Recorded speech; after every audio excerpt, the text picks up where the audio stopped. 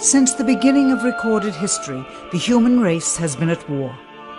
First with members of their own family, then their fellow countrymen, and finally nations at large. Yet perhaps the starting ground for all these conflicts lays somewhere deeper, within the very character of the human condition, in the dark, untouchable crevices of the human heart. It is said that the first iniquity of free will began even before the maiden pilgrimage from the embryo, preceding the very creation of the earth itself, in the forelife of souls in the heavenly realms. The dawn of warfare, some believe, was initiated by a fallen angel whose trespass against God was pride. In ancient Babylonia, in an age so long ago that the exact millennium remains in question, the Tower of Babel began construction. It was to be the single greatest achievement of the human race. A tower so tall that its summit would reach the heavens, and by it prove to the world that their race was superior. It would be God's irony that it would never be finished. Time passed, nations fell, a machine age emerged, and once again the ingenuity of the species which held dominion over all others unveiled what was at the time the most monumental accomplishment ever imagined, the largest machine yet constructed, an automation so mammoth and so revered even before its first demonstration that its only befitting name was Titanic. On April 10th, 1912, it set sail. It was boasted to be the ship that God himself could not sink. It would be God's irony that the very element that was meant to keep it afloat would cause it to sink. Water, frozen water, in the form of an iceberg. Not even one voyage did it complete. And then the next age embarked into the annals of human history, perhaps the last age, the space age. Competition for victor was unparalleled. Powerful nations spent billions in unabashed rivalry to outdo the other. The Soviet Union launched the first orbiting satellite, the first animal, the first man. They had logged 500% more hours in space than the United States. And in June of 1969, they launched an unmanned probe to the moon to retrieve the first soil sample from another world, just 1 month before Apollo 11. That's how close the race was. Had their unmanned probe not crash-landed into the lunar surface, the first moon rock brought back to Earth would have been by the Soviet Union. Richard Nixon, president at the time, had this to say about the latest work of the human hand. It is the greatest week since creation, the greatest event since the laying of the foundation of the seas, since the origin of the universe itself, since the design and formation of the delicate human eye through which all these things are perceived, was a flying machine with its 2 passengers landing on its closest celestial neighbor and returning from where it came. Perhaps again God's irony lies somewhere within this great boast of humankind. The building of the tallest tower for the sole purpose of standing out among the races was never finished. The machine that was so great that it was said to be untouchable by even God never completed its first voyage. And finally, the crowning achievement of humankind, the greatest boast of the species, the event in human history most associated with pride in our own accomplishments, landing on the moon. 20 years later, and years behind schedule, the same space program couldn't put into Earth orbit a telescope with a lens that focused. And yet 2 decades earlier, a mission 100 times more complicated worked on its first occasion.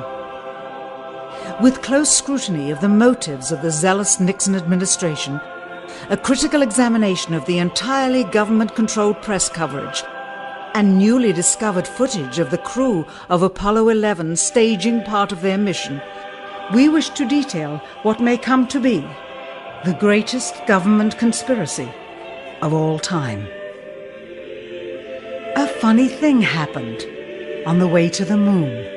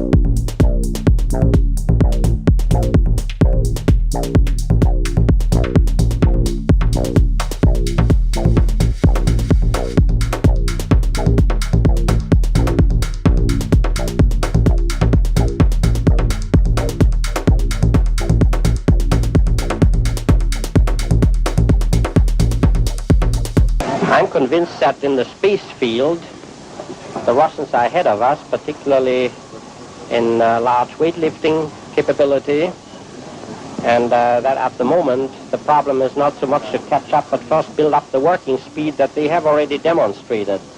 After we are running as fast as they do, there's still a considerable gap to close, and only the future will tell whether we'll manage to close that gap. We cannot and will not ever get into this race as we should, so long as all of our objectives are short-term objectives. We've got to have no finite end to our objectives. The end of our objectives should be as far as we can see at any given time, but right now we need a 10 to 12-year program that has as its ultimate goal the man domination of space. And if we don't, we're going to be in trouble.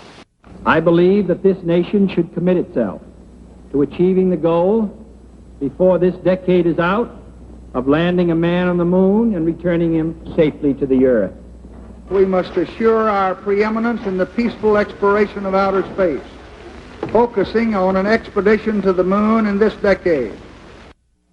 T-minus 60 seconds and counting. We passed T-minus 60. 55 seconds and counting. Neil Armstrong reported back when he received the good wishes. Thank you very much. We know it will be a good flight. Good luck and Godspeed. 40 seconds away from the Apollo 11 liftoff. All the second stage tanks now pressurized. 35 seconds and counting. We are still go with Apollo 11. 30 seconds and counting. Astronauts report it feels good. T-minus 25 seconds. 20 seconds and counting. T-minus 15 seconds. Guidance is internal. 12, 11, 10, 9. Ignition sequence start. 6.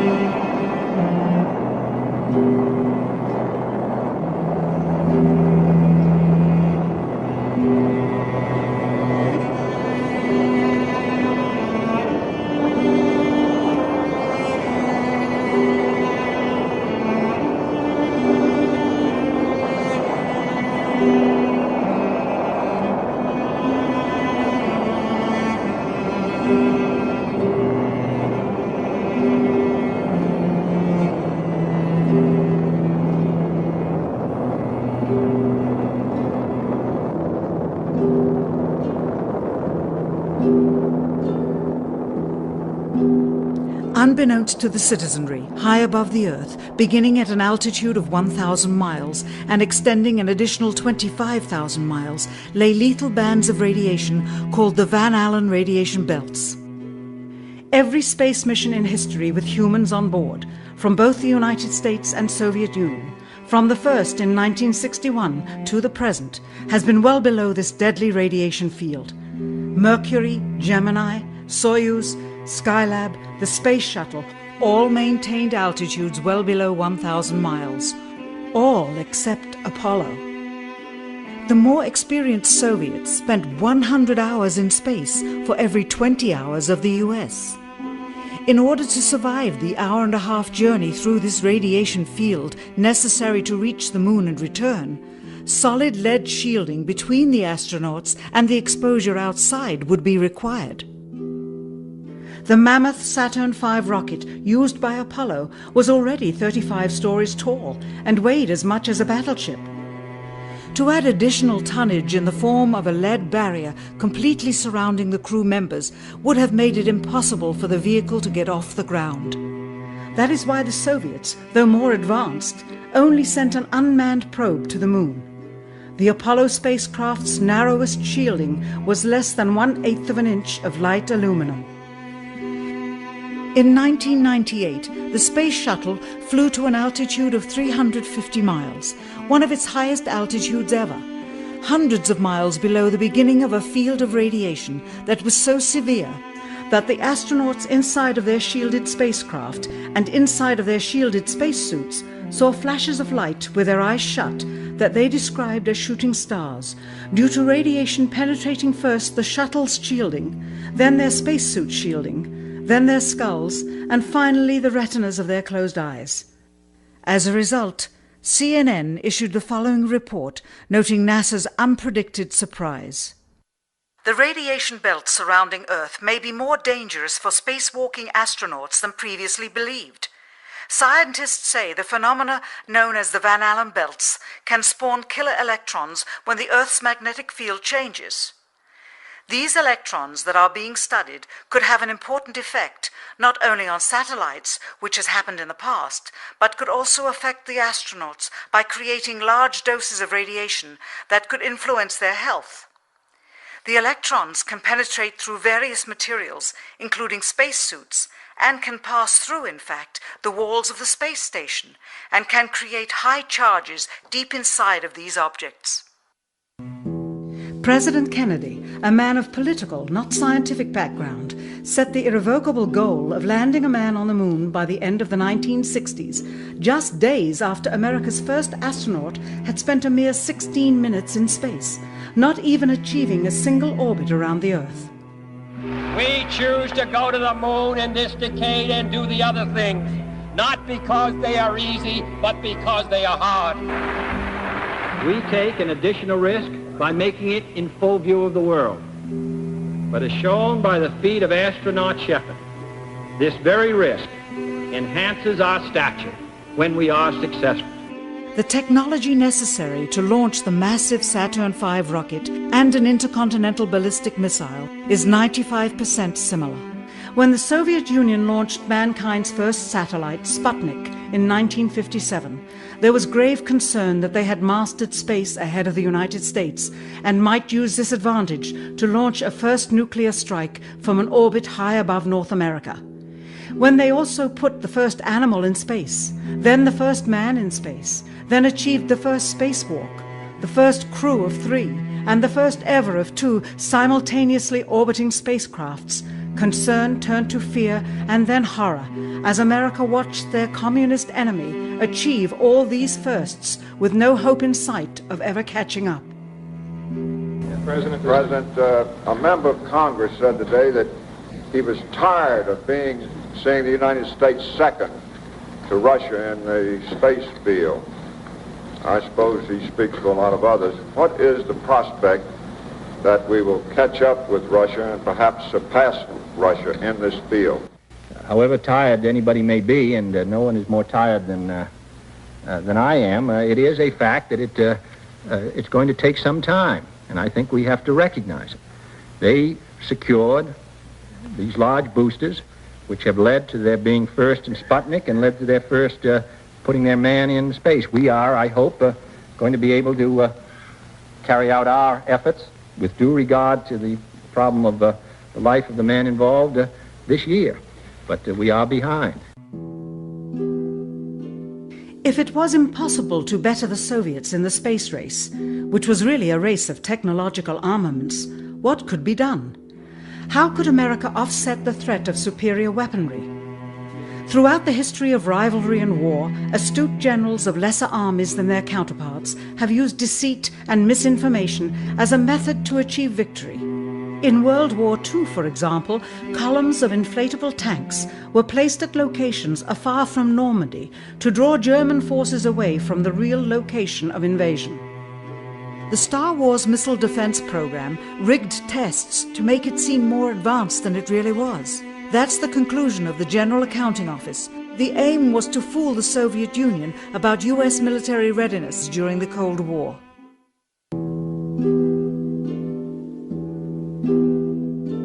Certainly, it was not possible to fool just the Soviets about US strategic capability in the 1960s, while somehow informing 200 million Americans of the truth secretly. In order for them to believe the United States had the capability to go to the moon, everyone would have to believe it.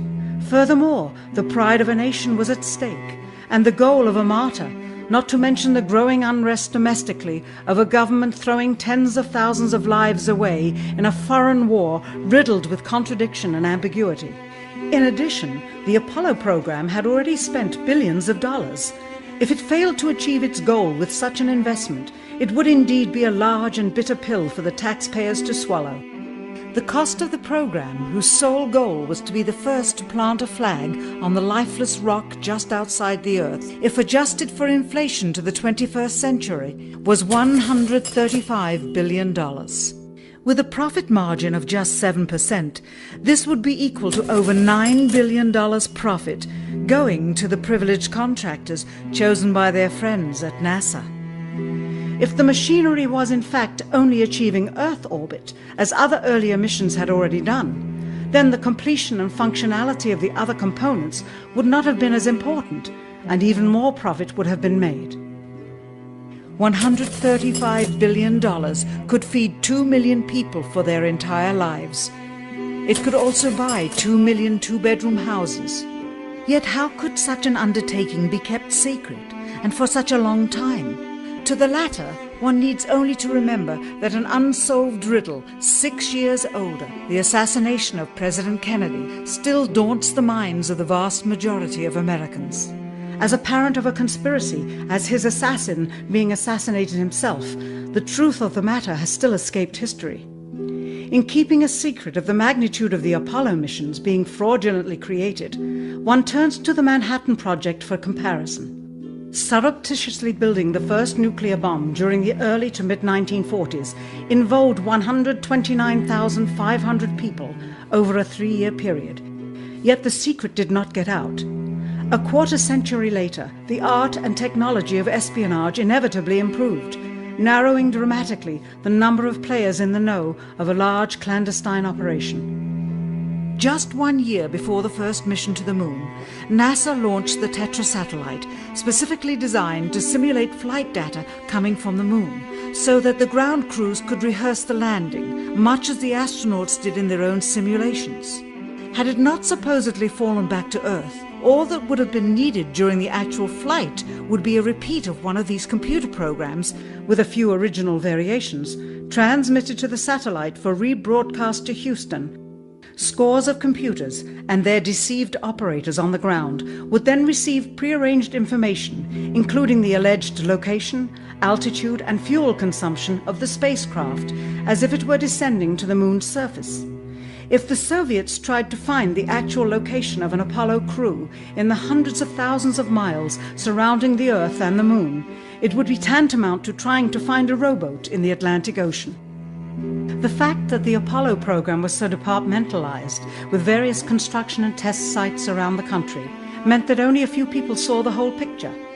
And for the first time ever, there was no independent press coverage of such an historical event.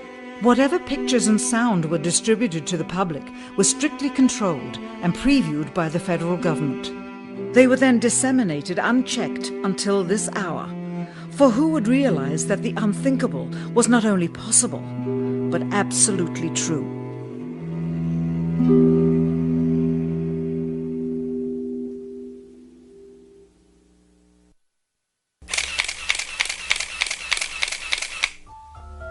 And what of the photographs? What do they tell us? On 3 separate occasions, our office asked NASA's Public Relations Department for every single picture of an astronaut on the surface of the Moon, just during the maiden voyage of Apollo 11. Many duplicates were sent. In all, fewer than 20 pictures were found, including first-hand investigation on site at the agency's vaulted archives. Quite surprising, considering the historical significance of the event. These very photographs are the same ones circulated year after year on anniversary commemorations. It is estimated that in just the first 60 minutes on the Moon, motivated by the tenuous nature of the circumstances, many more exposures could have been expediently taken.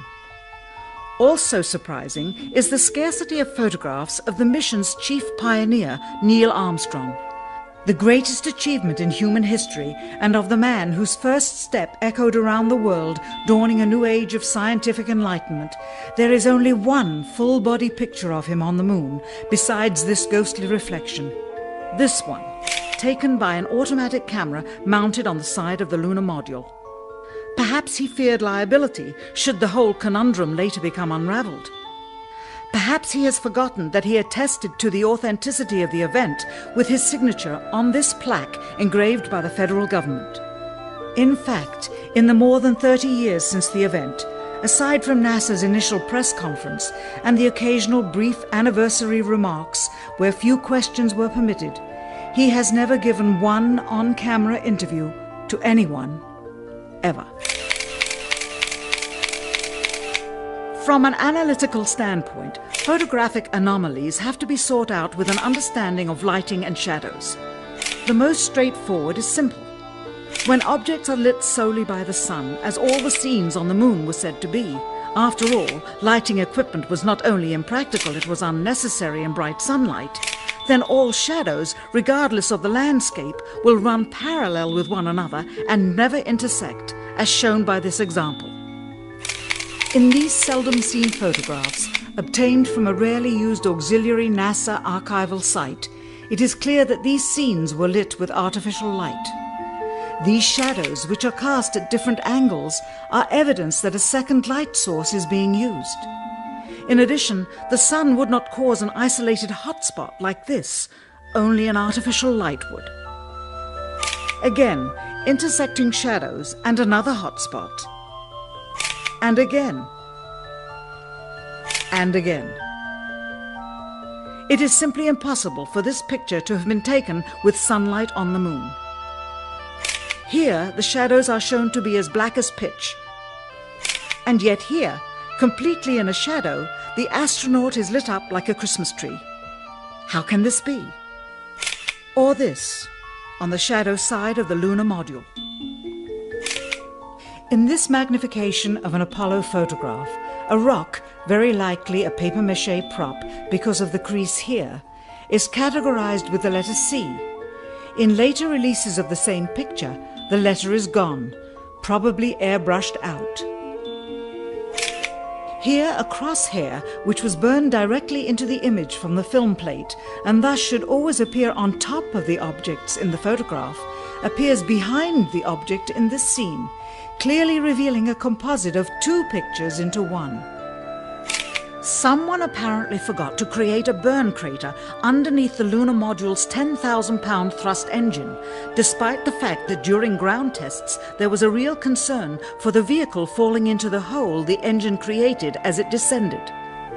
Here is a Norman Rockwell depiction drawn just 2 years earlier based on the latest specifications and scientific data. In these enlargements, it looks as though the lunar module was simply placed there. Not even one speck of moon dust on the landing pod.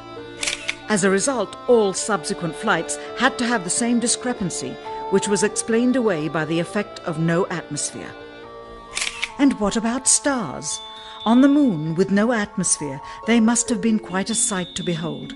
Yet there is seldom any mention of them, if ever, by any of the astronauts on any of the missions. Undoubtedly, creating a mural with all the constellations properly placed in the sky would have been virtually impossible to create accurately, much less realistically. A competent amateur astronomer would have been able to call attention to the slightest error in measurement.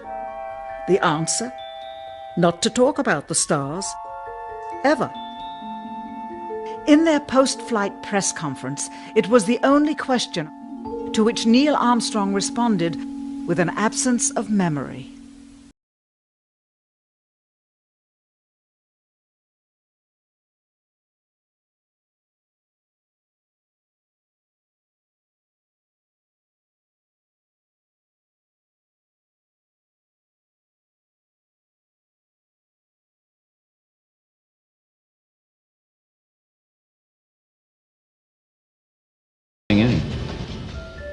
Years later, though, Michael Collins would remember seeing the elusive stars and wrote about them in Expeditions to the Moon.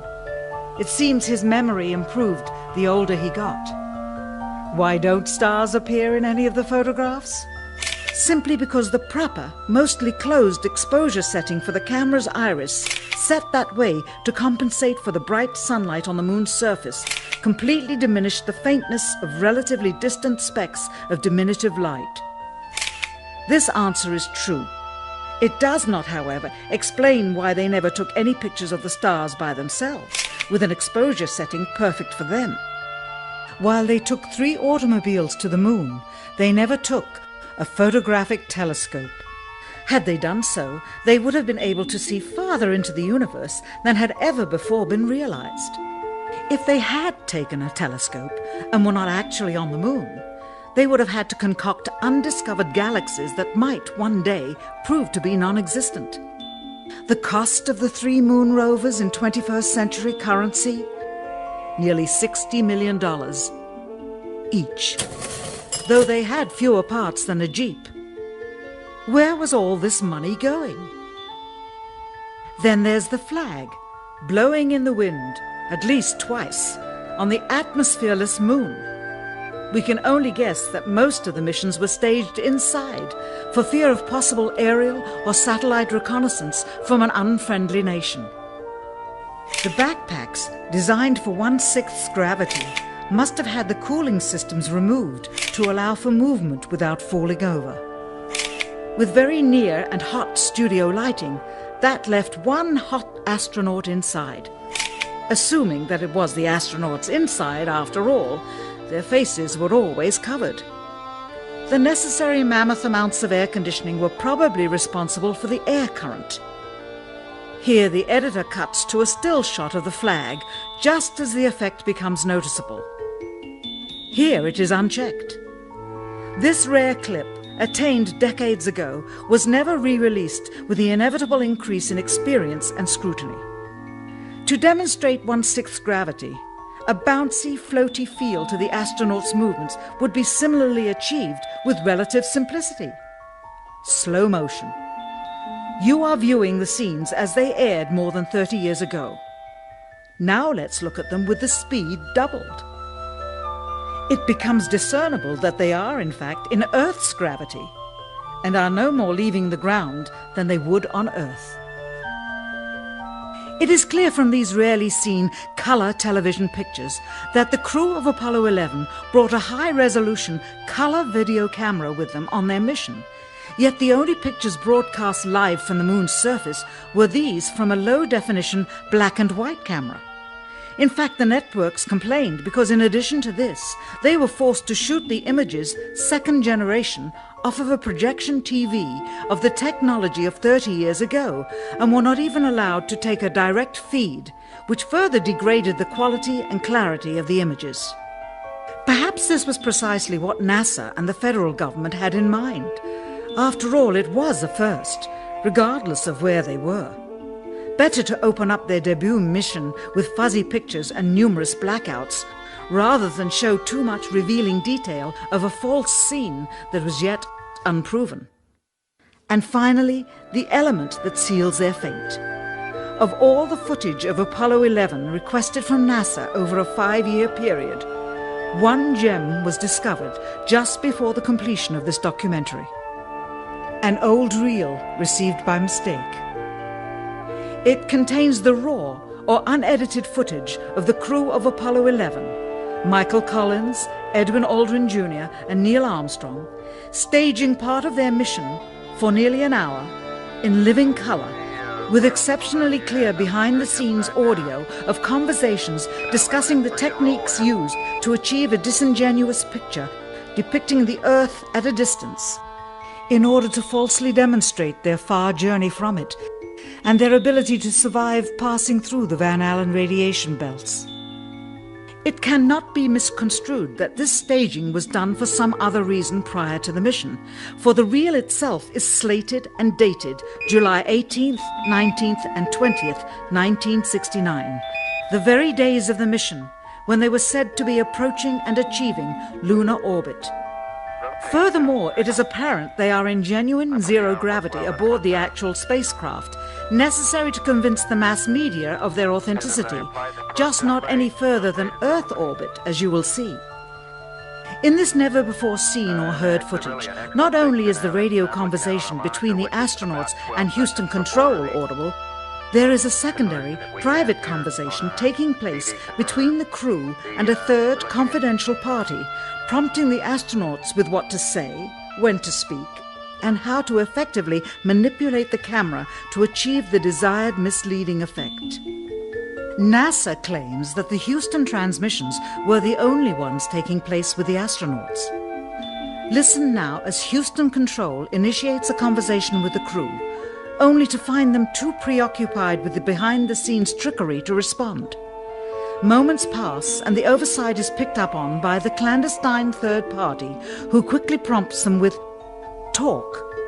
Immediately, Neil Armstrong speaks. Hello, Apollo 11. Houston, Goldstone says that the TV looks great. Over.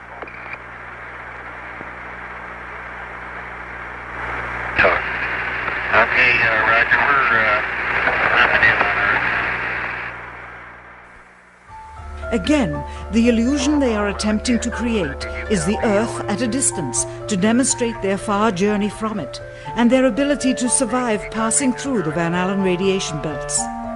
Understand, too, that only about 20 seconds of this raw footage was ever broadcast to the public, and these conversations discussing their deception were believed to be private. Until now. Here they discuss that these television transmissions were in fact not broadcast live as everyone believed. They were first screened and edited for playback later. Roger, Neil. We just wanted a narrative such that we can, when we get to playback, we can sort of correlate what we were seeing. Thank you very much. Here they discuss the fact that they have turned out the lights and have blocked out sunlight from entering the spacecraft through the other windows, as to not cause any reflected light to fall onto the spacecraft's wall in the foreground. Okay, very good. Well, we shut out the sun coming in some of the other windows into the spacecraft, so it's looking through the number one window, and there isn't any reflected light. The reason this was done is so that the truth of the matter would not be revealed. It is this. Though the federal government would have you believe that this is a view of Earth from a distance out of the spacecraft's window as it nears the moon, it is not. What they have ingeniously done is placed the camera at the back of the spacecraft and centered the lens on a circular window in the foreground, outside of which it is completely filled with the Earth in low orbit. The circumference of the window then appears to be the diameter of the Earth at a distance, with the darkened walls of the spacecraft appearing to be the blackness of space around it. That is why they wanted the interior dark and blocked out the sun from entering through the other windows. Here you can see the extruded window, probably 2 inches thick at the bottom. This is because the Earth's shine is coming in at a downward angle. It also causes the Earth to appear to be an irregularly shaped circle, for you are seeing the outside of the window at the bottom and the inside of the window at the top, which together form 2 different sized halves of a circle. Subsequently, this take was never used. As they perfected the shot, a crescent-shaped piece of black material was inset slightly into the window to create the illusion of the Earth's terminator line dividing night and day. It is uncannily convincing. During this segment, intended to be edited and played back later for the worldwide television audience, dated July 18, 1969, Neil Armstrong condemns himself as he states that he is 130,000 miles out, or halfway to the moon, as the NASA flight log also states on this date, when he is in reality in low Earth orbit of a few hundred miles. Roger, Houston, Apollo 11. Calling in from about 130,000 miles out. Here, during another segment, also intended to air after review, Neil Armstrong falsely explains to the viewers how the shot is attained by putting the camera's lens to the window's glass, as it would have to be if they were the claimed distance away from the Earth. We only have one window that has a view of the Earth, and it's filled up with the TV camera. If the window was completely filled up with a TV camera, as he stated, then an astronaut's arm would not be able to get between the camera and the window, as it obviously does here in this outtake. South America becomes invisible just off beyond the terminator or inside the shadow. You can also notice how the astronaut operating the camera reacted to the mistake by attempting to pan away from it. Blue gas, see white bands of major cloud formations across the Earth. This is a segment that they believed wasn't even being recorded, much less suitable for broadcast, for the lens was being zoomed out and the scene was being changed to that of an interior of the astronauts at work, and apparently the stop button popped back up on the recorder without notice. Here is the diffused work light that they used to see camera controls, but not throw light onto the spacecraft's wall. Here they remove part of the crescent insert.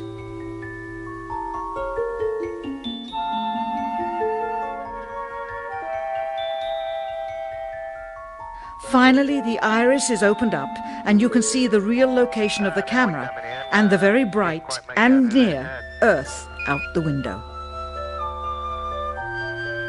Here is the slate for the 19th of July, and the same shot of trickery on the 19th of July, and then the 20th, and the same misleading shot on the 20th.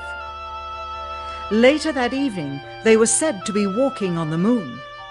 How can this be when they were in Earth orbit only 9 hours earlier, and the moon is some 3 days' journey away? Furthermore, if they genuinely went to the moon, why would they be faking any part of it? Why this trickery with the window?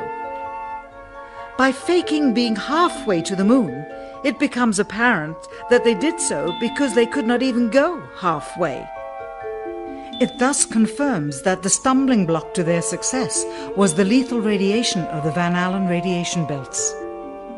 Since the same equipment was used on the subsequent missions in the 40 months that followed, none of them could have gone to the moon.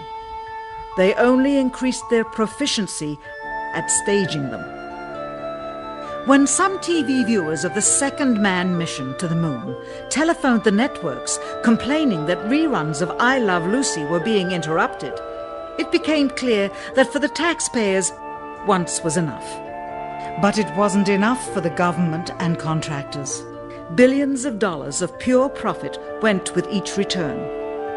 How coincidental that the following mission would have the element of life and death jeopardy. Apollo 13.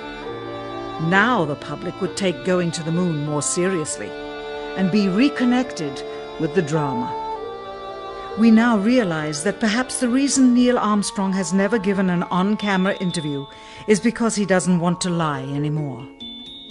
What threats may have been made upon such honorable men or their families to possess their reluctant cooperation and later ill feelings towards perpetuating this still darkened hour in American history.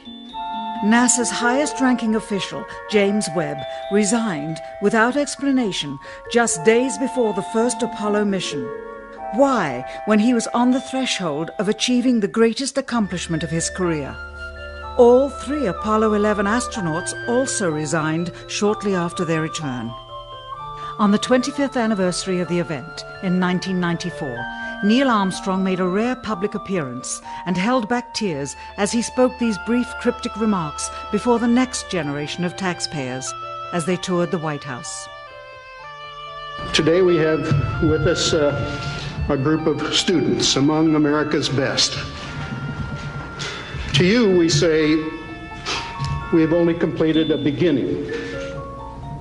We leave you much that is undone.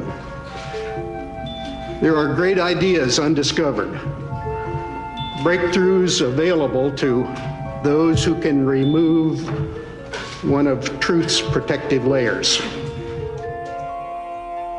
He is that layer.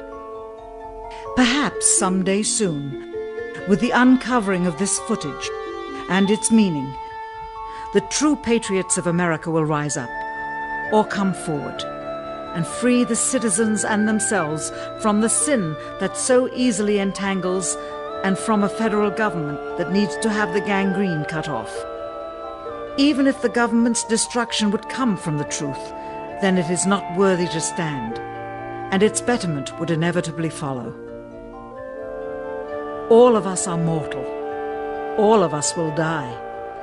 Perhaps the seeking of a clear conscience before that hour will motivate the truth into the light. Perhaps as citizens we should offer amnesty for this and other crimes of history, for facts from those involved, before the truth perishes with them. Why must we wait until the year 2017 to open the Kennedy assassination files?